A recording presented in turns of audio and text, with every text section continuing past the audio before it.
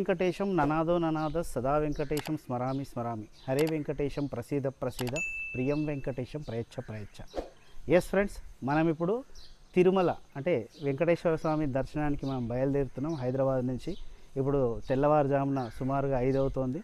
ఇంకా మీకు పోతూ పోతూ మరిన్ని విశేషాలు వివరిస్తాను. ఇక మనం బయలుదేరదామా?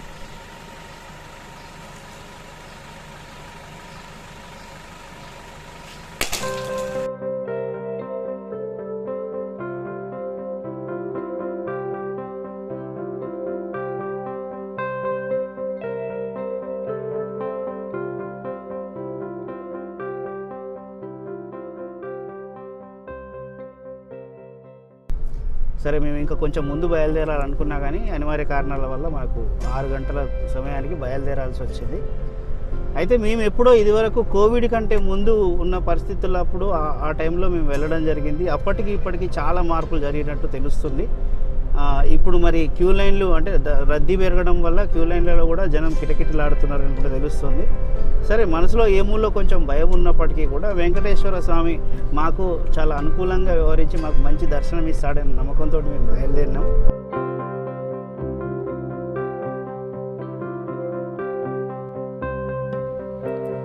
తిరుమలకు మా ఇంటి దగ్గర నుంచి బయలుదేరింది 11 మందిమే. అయితే మా అక్కయ్య వాళ్ళ ఫ్యామిలీలు కూడా ఇంకో వెహికల్లో బయలుదేరి ఆల్రెడీ ముచ్చింతల్ జియర్ స్వామి ఆశ్రమం దగ్గర వెయిటింగ్. వాళ్ళు 7గురు, మొత్తం 18 మంది 2 వాహనాల్లో వెళ్తున్నాం. ఇదిగోండి, సమతామూర్తి విగ్రహం దగ్గరికి వచ్చేసాం మనం.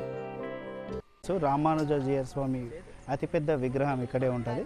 సో ఇక్కడ మేము ఆగి దాని దర్శనం చేసుకొని ఇక్కడి నుంచి బయలుదేరుతున్నాం. మీరు కూడా ఒకసారి ఆ విజువల్స్ చూడండి. ఓకేనా ఫ్రెండ్స్?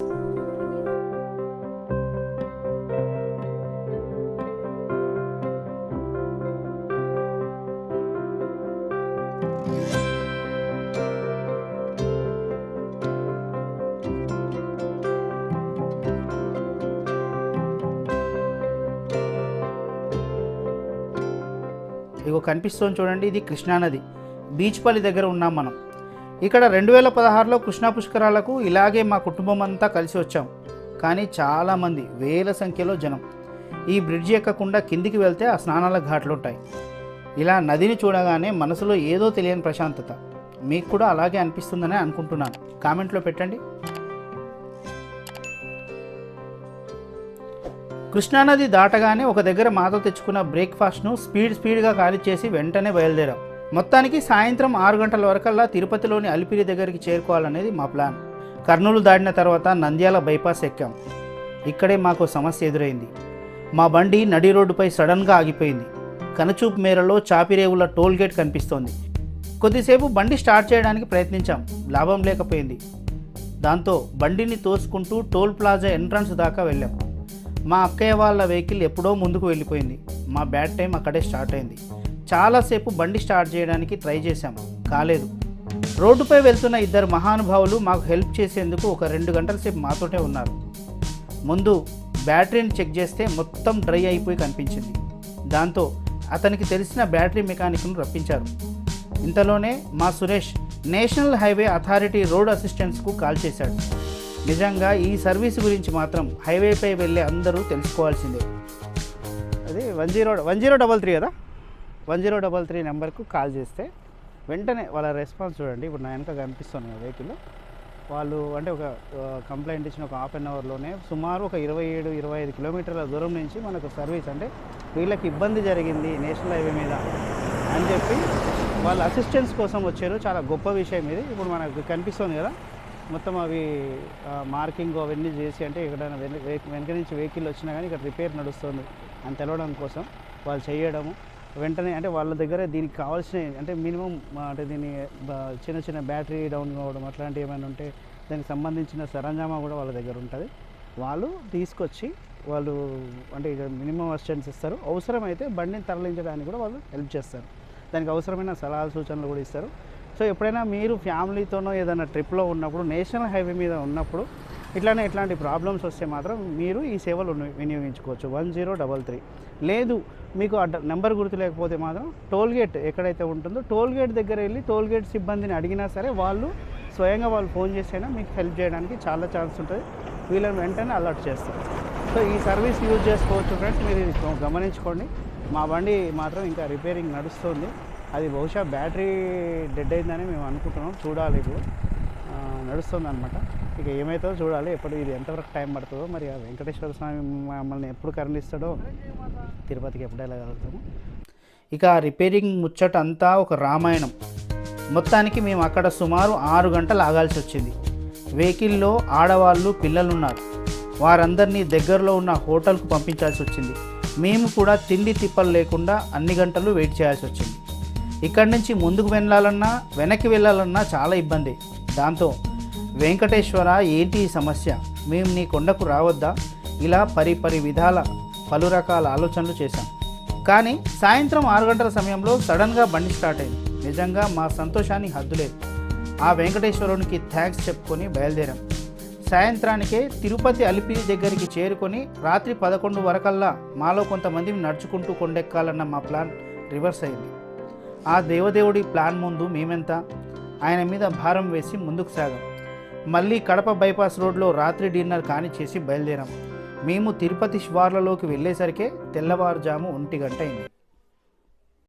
అక్కడ సుమారుగా మనకు ఒక 5 నుంచి 6 గంటల సమయం ఆ రిపేర్కు పట్టింది. బట్ మొత్తానికైతే అసిస్టెన్స్ దొరికింది మాకు, రోడ్ అసిస్టెన్స్, మేము రాగలిగినాం. ఇప్పుడు అర్ధరాత్రి సుమారుగా 1:30 ప్రాంతంలో ఇప్పుడు మనం తిరుపతి ఎంట్రన్ కాబోతున్నాం. మనకి ఇక్కడ కనిపిస్తుంది బోర్డు, చూసారు కదా, చీకట్లో ఉంది, తిరుపతి ఎంట్రన్స్. ఇప్పుడే మనం తిరుపతి ఎంట్రా అవుతున్నాము. ఇక మరి ఈ టైంలో అంటే మేము యాక్చువల్గా నడకదారి ద్వారా మెట్ల మార్గంలో మేము వెళ్ళాలనుకుంటున్నాము. మరి ఈ టైంలో అలౌ చేస్తారా, లేదంటే ఇప్పుడు రాత్రి ఇక్కడే శ్రీనివాసంలోనో ఎక్కడో కొద్దిసేపు సేద తీరి తెల్లారుజామున నడకదారిలో బయలుదేరడమా, ఇంకా తెలుస్తుంది మనకు.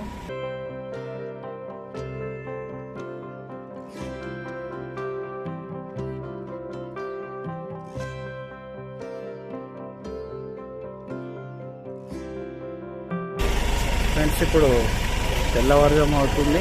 నేను ఇక్కడ శ్రీనివాసంలోకి వచ్చినాను. మీకు కనిపిస్తుండొచ్చు వెనక, శ్రీనివాసం అనమాట, తాత్కాలిక వసతి. ఇక్కడ మన కాలకృత్యాలన్నీ కూడా తీర్చుకోవడానికి ఛాన్స్ ఉంది. ఇక కాలకృత్యాలన్నీ తీర్చుకొని కొద్దిసేపు ఫోన్ ఛార్జింగ్ పెట్టుకొని ఆ తర్వాత మేము మెట్లదారి అంటే అలిపిరి దగ్గర నుంచి ఎక్కడం స్టార్ట్ చేస్తాము. ఇక మీకు ఎక్కేటప్పుడు ఇంకా కొన్ని విషయాలు అప్డేట్ చేస్తూ ఉంటాం. నాకు బాగా నచ్చింది ఏంటంటే, ఇదివరకు ఎప్పుడు వచ్చినా కానీ శ్రీనివాసంలో మాత్రం సౌకర్యాలు బాగుంటాయి. చాలా పెద్ద బిల్డింగు, చాలా పెద్ద complex, hundreds of toilets and bathrooms ఉంటాయి ఇక్కడ. సో మేము ఆ సర్వీసులను ఉపయోగించుకొని యాక్చువల్ రెస్ట్ కూడా తీసుకోవచ్చు. బట్ ఆ టైంని బట్టి మేము దాన్ని ప్లాన్ చేసుకున్నాం.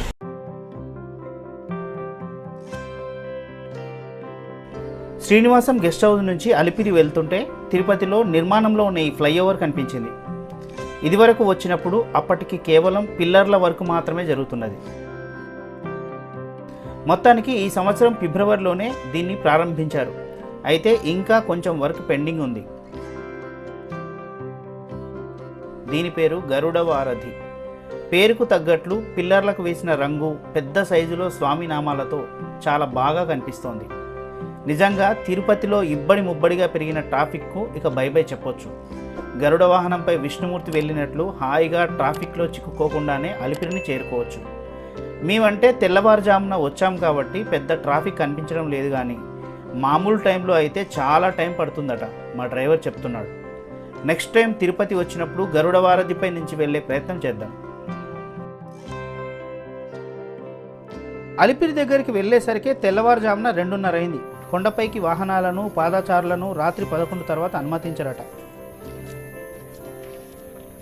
అయితే తెల్లవారుజామున 3 గంటలకు వాహనాలను, 4 గంటలకు నడిచి మెట్లెక్కే వారిని అనుమతిస్తారని తెలియడంతో ఆ పక్కనే కొద్దిసేపు టైంపాస్ చేసి మా 2 వాహనాలను రోడ్డు మార్గంలో పంపించేసి మేము 11 మందిమి మెట్లెక్కడం స్టార్ట్ చేశాం. ఫ్రెండ్స్, ఈ నడిచే దారిలో చాలా విశేషాలున్నాయి. మెట్ల దారిలో పాము, తెల్లవారుతుండగా పులకరించే అందమైన ప్రకృతి దృశ్యాలు, కొండల్లో నుంచి జారిపడే నీటి ధారలు, డిఫరెంట్ రుచులు, అబ్బబ్బబ్బబ్బా, ఇలా చెప్పాలంటే చాలా ఉన్నాయి. వాటి గురించి నెక్స్ట్ వీడియోలో చెప్పుకుందాం. ఇంతటితో ఇక్కడికి బ్రేక్ ఇచ్చేద్దాం. అంతవరకు సెలవు. మీ శ్యామ్ అనుమాల.